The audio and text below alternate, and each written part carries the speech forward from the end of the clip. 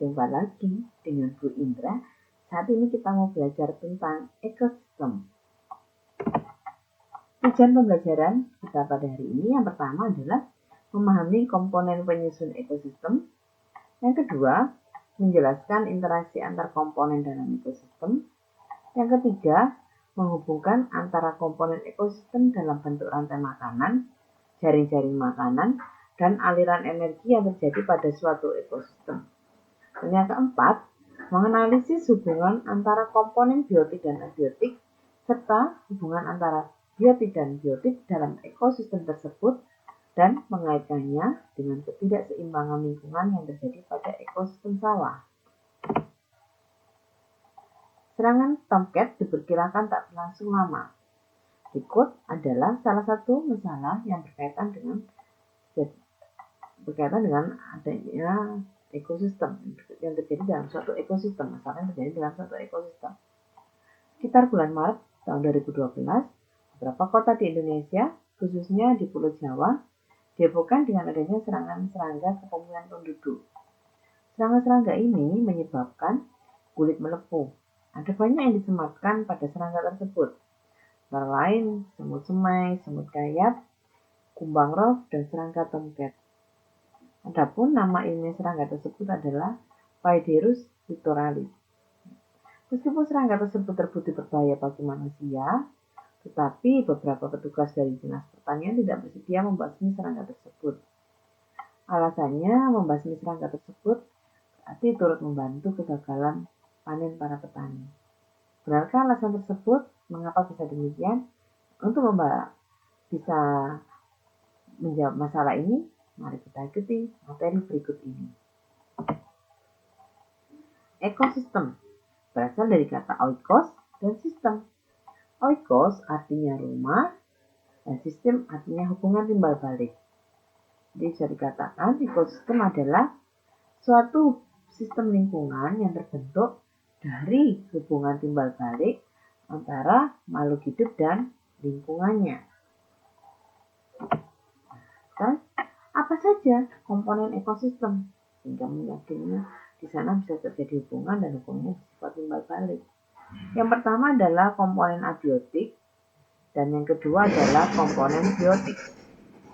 Komponen abiotik merupakan sekelompok benda tak hidup secara kimia maupun fisik yang menjadi medium atau substrat tempat makhluk hidup dalam suatu ekosistem. Ya. Yang pertama adalah air. Air di sini merupakan faktor abiotik yang sangat penting untuk menunjang suatu kehidupan. Hampir semua makhluk hidup membutuhkan air. Kurang lebih 80-90% tubuh makhluk hidup pun tersusun atas air. Misalnya air dibutuhkan manusia untuk kelangsungan hidupnya, gitu ya. Untuk makan, untuk minum, seperti itu. Dan manusia pun bahkan menggunakan alatnya, misalnya untuk transportasi. Bagi tumbuhan diperlukan apa? Air tersebut untuk proses pertumbuhan, perkecambahan, penyebaran biji, seperti itu. Udara atau yang kedua. Udara merupakan komponen abiotik yang sangat diperlukan oleh makhluk hidup. Misalnya manusia dan hewan membutuhkan oksigen untuk bernapas.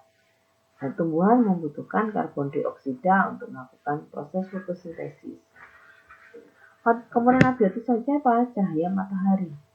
Cahaya matahari merupakan sumber energi utama bagi semua makhluk hidup. Tumbuhan dapat melakukan proses fotosintesis karena adanya cahaya matahari. Yang selanjutnya adalah komponen berikutnya yang selanjutnya adalah tanah. Ya. Tanah di sini merupakan tempat hidup sekaligus tempat berpijak bagi makhluk hidup dalam suatu ekosistem. Ya. Jenis tanah yang berbeda mempunyai kandungan unsur yang berbeda pula, sehingga mengakibatkan organisme yang hidup di dalamnya berbeda juga. Ya. Yang selanjutnya adalah letak geografis. Letak geografis di sini merupakan letak atau posisi wilayah tertentu yang dilihat dari kenyataannya di bumi. Ya. Faktor yang selanjutnya adalah iklim. Iklim merupakan keadaan cuaca rata-rata di suatu tempat yang luas dalam waktu yang lama, terbentuk karena oleh interaksi berbagai komponen abiotik seperti kelembapan udara, suhu, curah hujan, dan cahaya matahari. Faktor komponen abiotiknya selanjutnya adalah derajat keasaman atau pH. pH menggambarkan suatu kebasahan suatu tanah atau air seperti itu. Misalnya di daerah Kalimantan gitu ya, pH-nya itu adalah bersifat asam sehingga keanekaragamannya pun di sana rendah. Hanya tumbuhan tertentu yang bisa tumbuh di sana. Gitu. Untuk komponen biotik terdiri dari produsen, konsumen, dan pengurai. Kita ke satu-satu. Produsen adalah organisme yang mampu atau menghasilkan makanannya sendiri. Gitu ya. Contohnya adalah tumbuhan hijau. Kenapa tumbuhan hijau bisa mensintesa makanan? Karena tumbuhan hijau memiliki klorofil. Dan jika memiliki klorofil berarti tumbuhan hijau bisa menghasilkan proses fotosintesis. Karena itu tumbuhan hijau bisa memproduksi makanannya sendiri. Atau yang disebut dengan organisme autotrof, organisme yang mampu memproduksi makanannya sendiri. Konsumen adalah kelompok organisme yang tidak mampu mensintesa makanannya sendiri. Dia hanya sifatnya mengkonsumsi makanan yang sudah jadi. Contohnya konsumen adalah hewan dan manusia. Nah, selanjutnya komponen biotiknya adalah pengurai atau decomposer adalah kelompok organisme heterotrof yang mampu mengurai organisme lain yang telah mati menjadi bahan-bahan yang sederhana untuk dikembalikan ke alam. Jadi di sini decomposer misalnya menguraikan misalnya ular yang telah mati, akhirnya bisa kembali lagi ke tanah dan tanah menjadi unsur hara yang dibutuhkan oleh tumbuhan seperti itu. Yang termasuk pengurai di sini adalah bakteri dan jamur.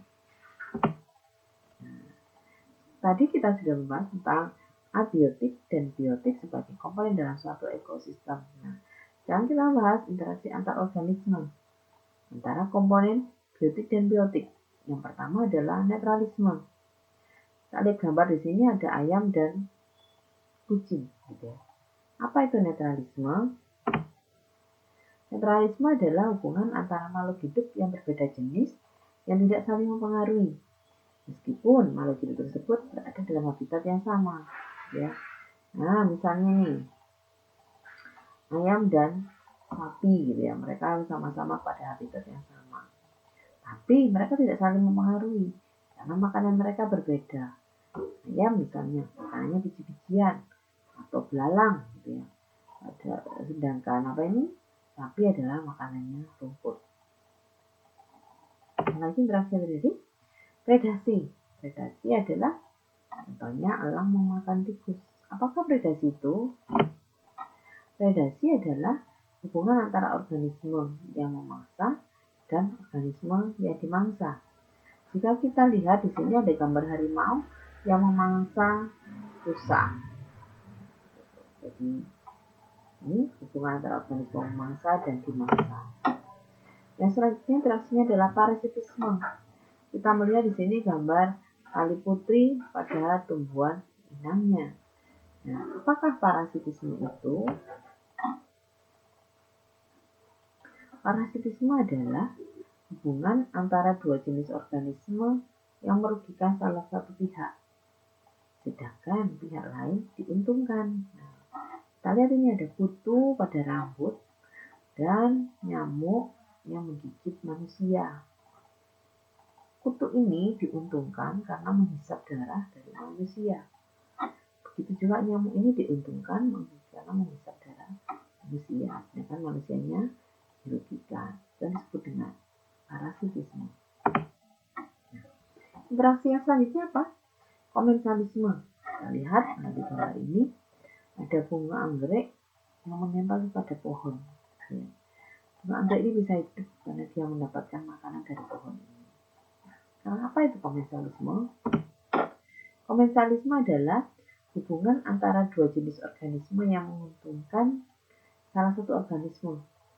Tapi organisme yang lain tidak diuntungkan dan tidak dirugikan. Contohnya interaksi antara ikan hiu dan ikan remora.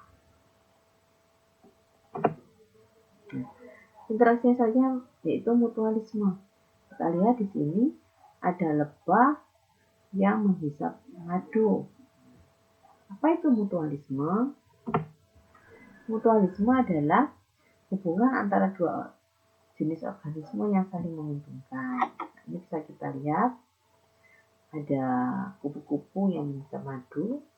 Nah, kupu-kupu ini merasa diuntungkan. Jadi apa itu?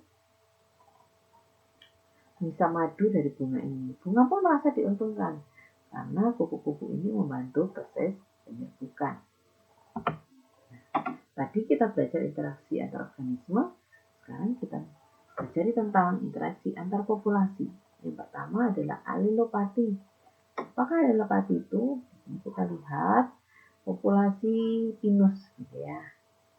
Alelopati adalah hubungan antar organisme yang satu akan menghambat pertumbuhan atau perkembangan yang lain dengan cara melepaskan racun.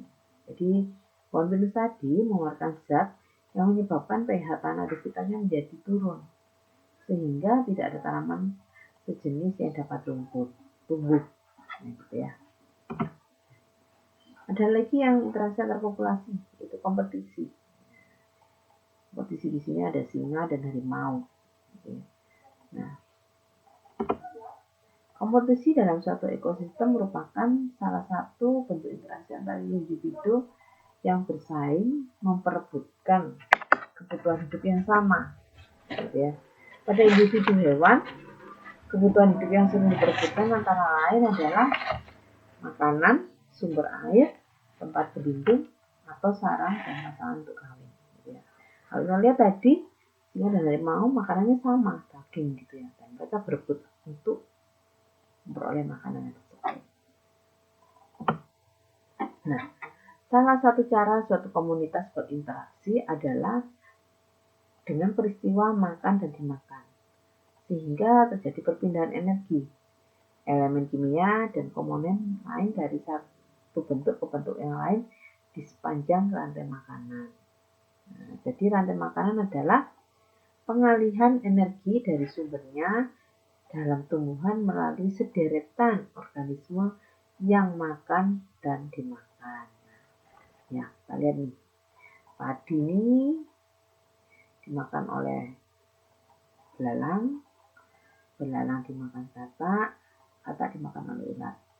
Ular akhirnya mati, dia, dan akhirnya diuraikan oleh jamur, dan akhirnya dikembalikan untuk dibutuhkan kembali untuk tanaman ini untuk bisa tumbuh dengan baik. Itu disebut dengan rantai makanan. Nah, kan kumpulan beberapa rantai makanan akan membentuk jaring-jaring makanan. Susunan jaring-jaring makanan di sini lebih kompleks dibandingkan dari rantai makanan. Ya. Jadi, misalnya tadi pada rantai makanan, belalang dimakan katak. Tapi dalam jaring-jaring makanan ini lebih kompleks, gitu ya. Belalang ini bisa dimakan oleh ayam, dan ayam akhirnya dimakan oleh elang.